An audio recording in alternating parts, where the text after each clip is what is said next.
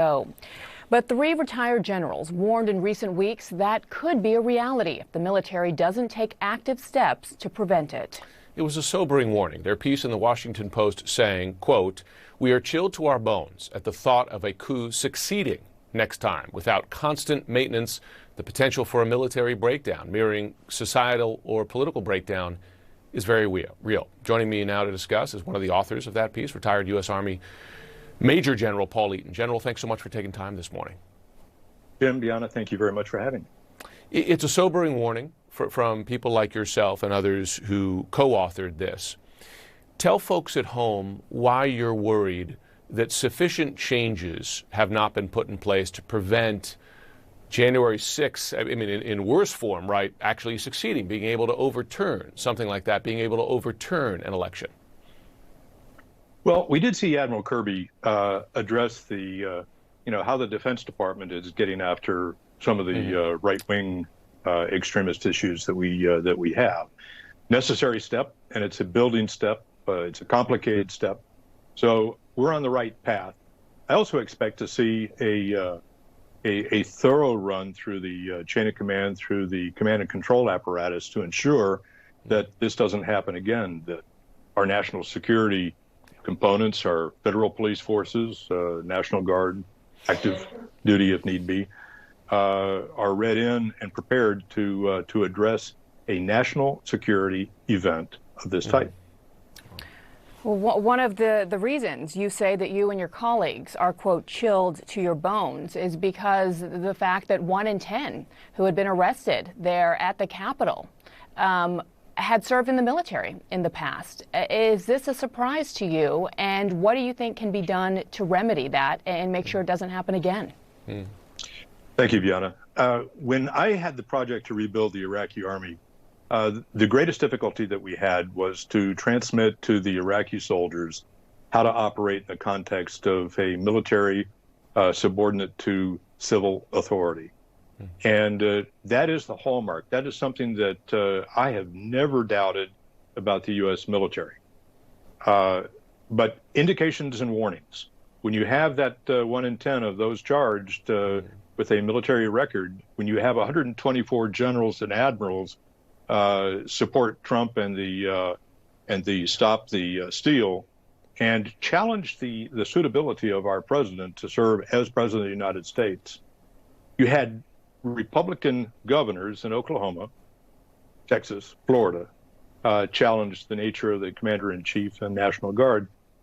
These are indicators. So civics 101, I think that we need to reinforce what our men and women got in high school and college, and reinforce the nature of how we understand the Constitution.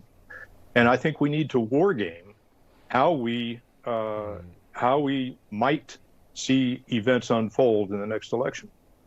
Yeah, you mentioned that when we spoke last, the idea of wargaming and a domestic threat in the way that the military often does for external threats. You, of course, a senior advisor to Vote Vets. It's a political action committee that works to get Iraq and Afghanistan war vets elected.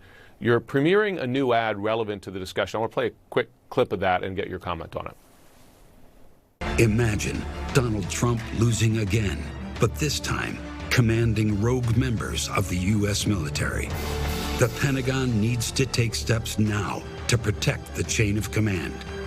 And Vote Vets will defeat traitor politicians who tried to overturn the vote of the people and replace them with true blue patriots. That is a pointed ad, to say the least. Tell us what specific steps you're talking about to prevent that scenario.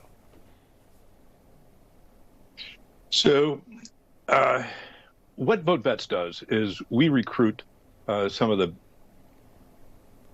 Americans to run for high office, to replace people like Congresswomen Green and Cawthorn. We build excellence when we set out to get our veterans elected to high office. Every veteran that we get into high office is one more step to ensure civilian control of the military and a appropriate use of all those tools that we have available to us in the United States to combat domestic terrorism.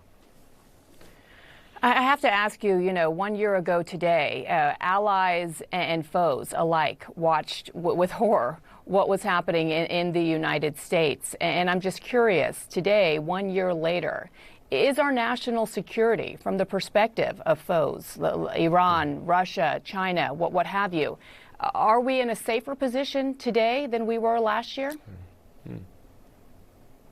We are, Bianna, in a much safer position. We have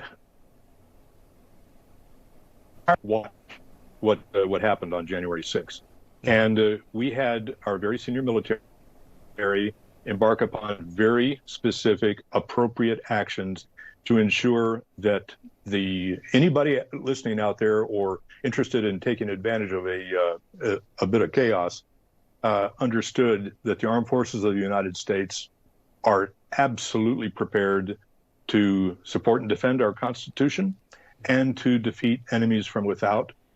What we really need to do is take a look at the laws that limit what our lettered agencies can do inside our borders to this growing threat of domestic terrorism.